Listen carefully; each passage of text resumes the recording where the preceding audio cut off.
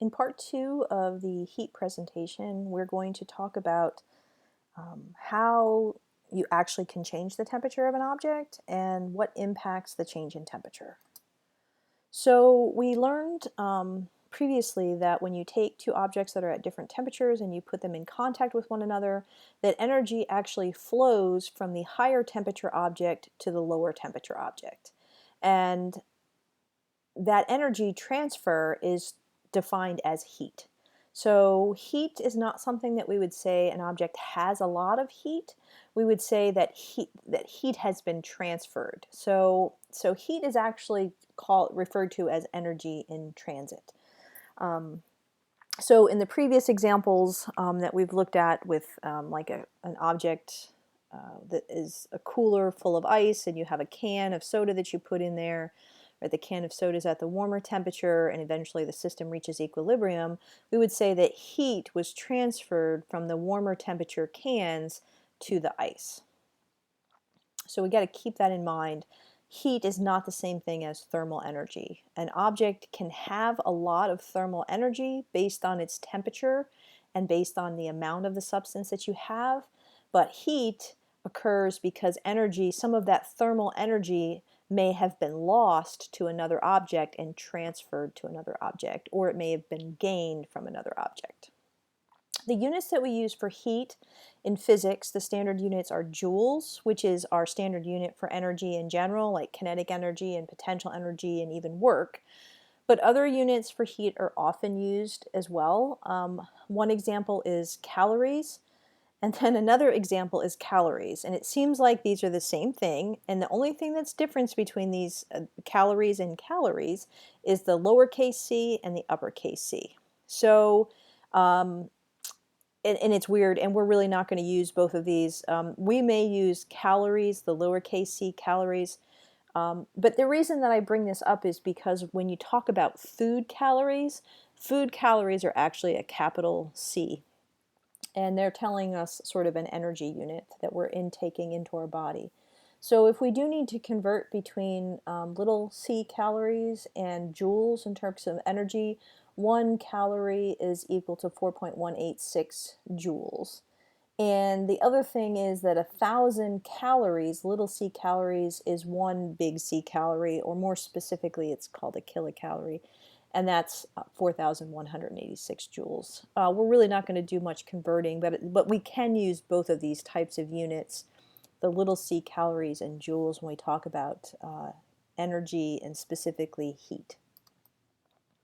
So we'd like to know what can actually affect how the temperature of an object changes. And so the very first thing is just to think about, so if I think about temperature and I want to change the temperature of an object, what's going to have an impact on how I change the energy? And so the first thing that's going to impact it is how much heat is added or removed from the substance. And so heat we write as a Q. I realize that in physics we use weird symbols for things, but Q represents heat. And so my picture below sort of shows an example of this. So I have two pots. They both contain, let's say, water, and the water level in both of these is exactly the same. So I have the same type of material. I have the same amount of the material in there, but one of these pots is on a burner that's set to high, and the other one is on a burner that's set to low. And so I think we probably already know this, but if you set the stove to high versus low, the water on the left is going to boil faster than the water on the right here, right? And that's because when you have the burner on high, it's at a higher temperature and it's transferring more energy to the water in a given amount of time compared to when the setting is low.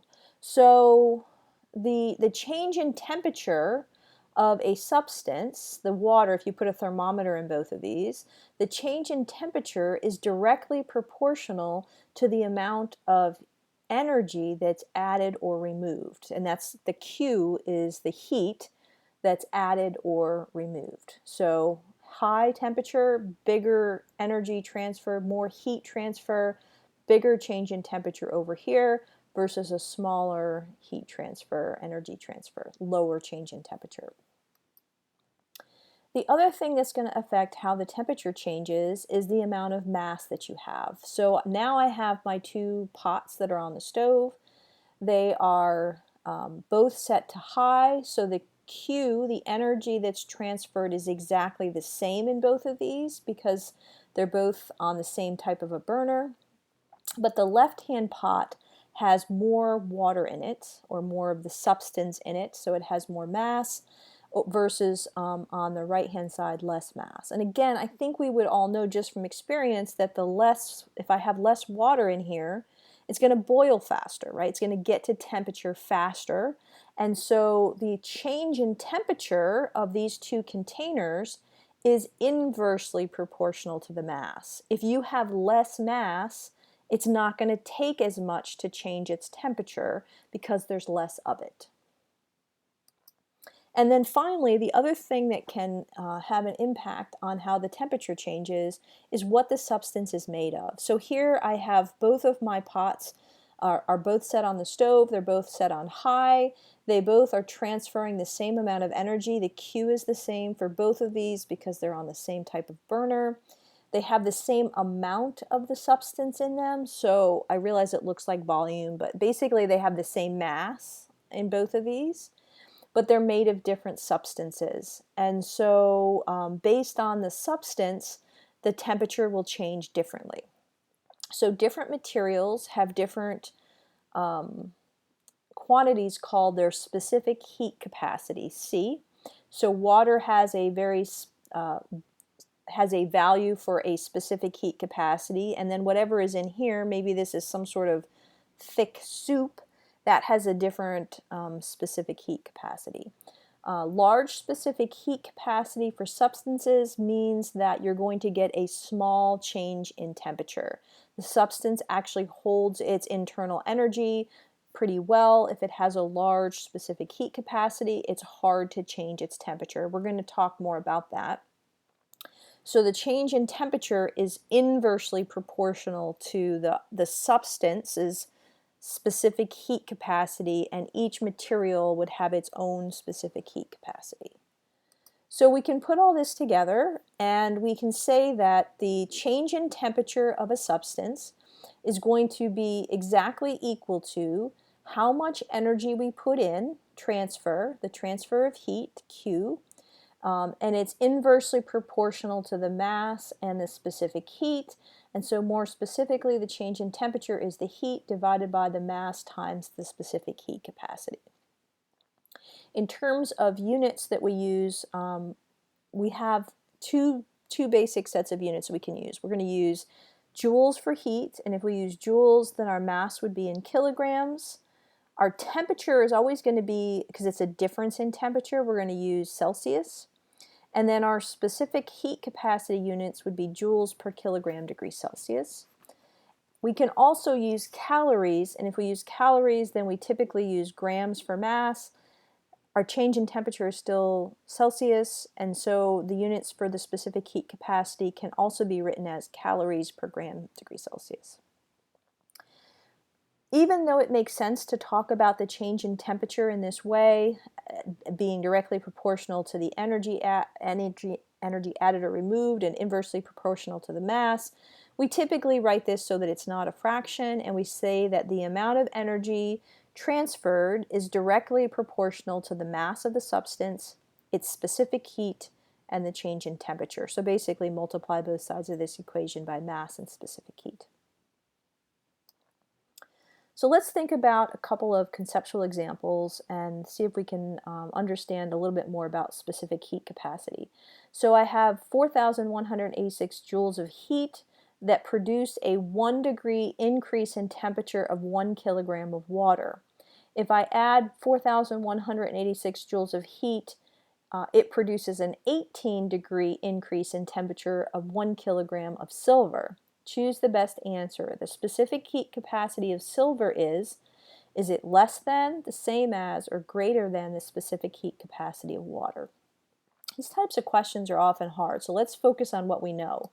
So both of these substances, they're two different substances, but they both have the same amount of heat added. So the Q for both of these is 4,186. The mass is also the same for both of these. So the M is the same, but what's different is how they change temperature. So the silver changes temperature by a much greater amount as compared to the water. So I could rewrite my expression for change in temperature, and I can cross multiply, and I can get that the specific heat capacity is equal to the heat added divided by the mass and the change in temperature. And in my example, the Q is the same for both of these, right? And the mass is the same. But what's different is that they're made of different materials, so they have different specific heat capacities and different changes in temperature. The specific heat capacity is inversely proportional to the change in temperature. So the object that has a greater change in temperature, this value is large, but it's on the bottom of the fraction. That means overall, this whole quantity on the right is smaller. So as the temperature goes up, this whole quantity goes down, and so the specific heat would be smaller. So the answer is that the specific heat capacity of silver is less than the specific heat capacity of water. So water, you put the same amount of energy into water and silver. Water only changes a little bit. It has a large capacity to hold that energy without changing its temperature very much. And so that's why it has a larger specific heat capacity compared to silver, which changes temperature by a greater amount. It doesn't have the capacity to hold that energy that's transferred. So again, it's often a challenge when we talk about heat capacity, just in terms of an understanding. So the larger the specific heat capacity, the smaller the change in temperature. So you got to kind of keep that in mind if we have the same quantities of mass and heat transfer, right? Which was what happened in the previous example. Same amount of energy was transferred to the same amount of the properties, but they had different specific heat capacity. So when we think about the word capacity, we think about how much it can contain, right? So a gas tank has a certain capacity. It can hold a certain amount of gas. So the analogy is, or the metaphor is, that water has more capacity than silver, which means that water can absorb more joules of heat with a lower temperature change. It has more capacity to absorb that energy and not be impacted by that absorption of energy because it has a high capacity. I like this particular analogy that I came up with, and I don't know, some people like it, some people don't, but so I have a container that has a very large capacity, and I have another container that's basically the same height but has a smaller capacity because it's not, it's not as wide. And then I have these two pitchers of lemonade. The lemonade here represents energy. And so I'm going to take these equal containers of lemonade and I'm going to pour them into each of these different containers and I'm going to see what happens. So the lemonade here represents the energy that's going to be transferred to these different containers. So obviously when I transfer the energy to the large capacity container, it can hold more, right? So you can hardly even see the level has changed. There wasn't any in there, and now there's a little bit in there in terms of the height here, versus the smaller capacity container. You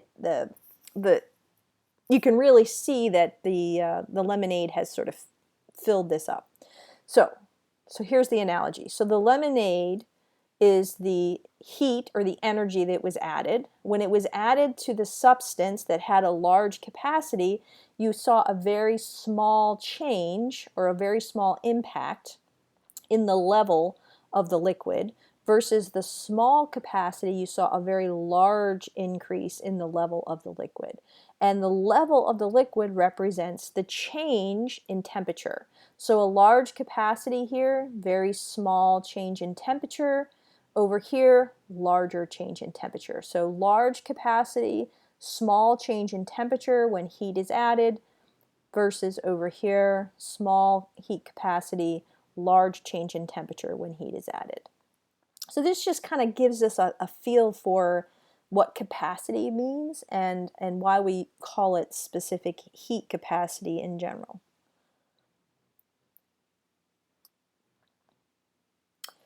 In terms of the units I already mentioned, I just wanted to sort of say it again. If we rewrote the equation that we had earlier and solved for specific heat, it's the energy added over the mass times the change in temperature, and that's where we get units for specific heat capacity as joules over kilograms degrees Celsius. And then, of course, we can also write that in terms of calories for energy, grams for mass, and degrees Celsius. In general, the specific heat capacity is defined as the quantity of heat that's required to change the temperature of 1 unit of mass by 1 degree Celsius. So how much heat do I have to put in to change the temperature 1 degree for 1 unit of mass? And so if I have to put a lot of heat in, then I have a large specific heat capacity. If I have to put a small amount of heat in to change the temperature, I have a small heat capacity. So let's look at an example or two. Suppose that you wish to increase the temperature of your hot chocolate, and your hot chocolate is measured to have a mass of 0.08 kilograms or 80 grams, and you want to increase the temperature by 4.5 degrees Celsius. How much heat is required to change the temperature by 4.5 degrees Celsius? We're going to assume the hot chocolate is made up primarily of water, and water has a specific heat capacity of 4,186 joules per kilogram degrees Celsius. Or if I wrote the specific heat capacity in terms of calories, it's 1 calorie. This is actually supposed to be grams. That's my mistake. 1 calorie per gram degrees Celsius. So I have the mass, which is given. I have the change in temperature, which is 4.5 degrees Celsius, and I know the specific heat capacity of water is 4,186, and I want to know how much heat is required to change the temperature. So I want to figure out what that Q value is that would require me, I'd have to put into my system to change the temperature. So I can put in the mass of 0.08 kilograms, the specific heat capacity, and then the change in temperature, and I get that the heat required would be 1,507 joules of energy in order to change the temperature of that hot chocolate. I wanted to point out that I could also do this in terms of the other units. So if I used my mass of 80 grams and I used my change in temperature as 4.5 and my specific heat as 1 calorie per gram degrees Celsius, again that's supposed to be grams, then I could calculate the heat required using units of calories. So 80 grams times 1 calorie per gram degrees Celsius would give me 360 calories. So both of these answers are correct. It's just that one is given in terms of calories and one is given in terms of joules. Suppose we think about another example. So I have an unknown substance and it's sent to our lab for testing. We measure its mass to be 5 kilograms and we find that when we add 43,000 joules of energy or heat, it raises the temperature of that substance by 10 degrees Celsius degrees. What is the specific heat capacity? So we know the mass of our substance, we know our heat that was added, and we know the change in temperature is 10 degrees Celsius, and we'd like to figure out what is the specific heat capacity. So we can plug in our energy, our mass, and our change in temperature, and we get 860 joules per kilogram degrees Celsius. And so what we could do is we could use that number and we could look at a standard table and see if we could figure out what that material was made of based on its specific heat capacity. I didn't write this on the slide, but I believe that 860 joules per kilogram degrees Celsius is the specific heat capacity of marble. All right, let's finish up with a couple more conceptual questions to make sure that we're all on the same page. So I have various materials. I'm given their specific heat capacity, And I gave the specific heat capacity in both joules per kilogram degree Celsius and calories per gram degree Celsius. So I have equal masses of each of these substances below, and they're given the same amount of heat. Which substance will change temperature by the greatest amount? So I know that the heat added and the mass is the same. And so the lower the specific heat capacity, the greater the change in temperature is going to be, right? So a substance that has a small heat capacity cannot hold that heat very well, that energy transfer, without changing temperature. So I look at these materials and I see that silver of all of these has the smallest heat capacity in this column and also the smallest heat capacity in this column. So silver would change temperature by the greatest amount if I took equal masses and equal amounts of energy and I added them. Same question, except which substance will change temperature by the smallest amount. So the greater the specific heat capacity, the more capacity it has to hold energy, the smaller the change in temperature will be. And in this picture, aluminum has the largest specific heat capacity. It will change temperature by the smallest amount. And then finally, which substance will require the most amount of energy to change its temperature? And so if I look at my formula here, I have Q equals mc delta T. The mass is kept fixed. I want to change the temperature by the same amount. I know that the heat required to change the temperature is directly proportional to the specific heat. So if an object has a large specific heat capacity, it takes a lot of energy to change its temperature. So the substance that will require the most amount of energy to change its temperature will also be aluminum because it has the highest specific heat capacity.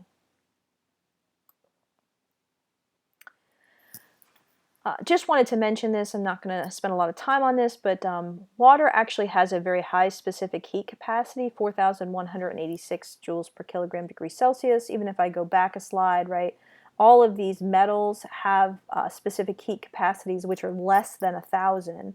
So water has a pretty high specific heat capacity. It's at least 4 times as much as all of those metals. And the reason that water has a very high specific heat capacity is related to the hydrogen bonds in water that are actually very strong, and it makes water unique in a lot of ways. So it takes a lot of energy to increase the molecular motion of these molecules because they're so tightly bound together due to these hydrogen bonds compared to other substances. And so it's difficult to change the temperature of water. It requires a lot of energy to do that.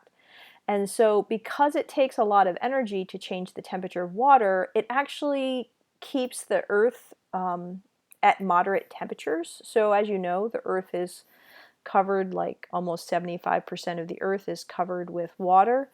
And the fact that it's covered with water is what allows the temperatures on the Earth to be in a very mild range of temperatures. So if we didn't have all that water to absorb the energy that was coming from the sun, then the temperatures on the Earth would change more drastically. So it would get much hotter in the day and it would get much colder at night. But the water actually holds on to that energy, and it's difficult to change it. So it can absorb it, and it doesn't release a whole lot. Our bodies are also made up primarily of water, and so when we go outside and we're in the sun, we don't change temperature drastically because we're made of water and it's hard to change our temperature. So water is actually a very important part of our life in terms of sustainability on our planet, and the specific heat capacity being such a large value is important for keeping temperatures pretty even and not changing so drastically.